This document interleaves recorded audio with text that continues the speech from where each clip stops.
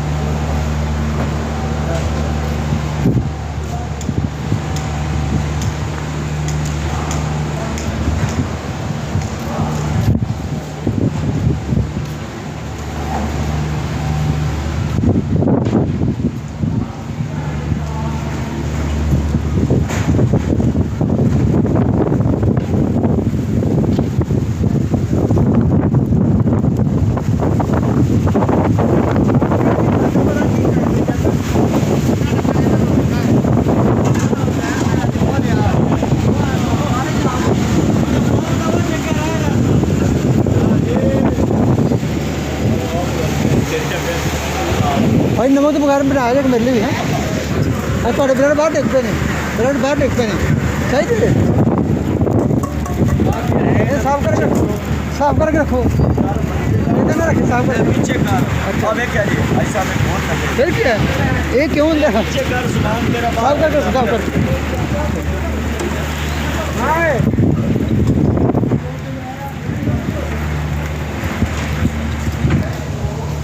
बारिश तेज हो गई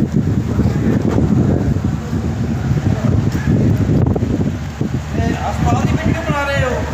बारिश दी हाँ जी बारिश भी तेरी तूफान की बनाई है कि तूफान ही ज्यादा बना रहे हैं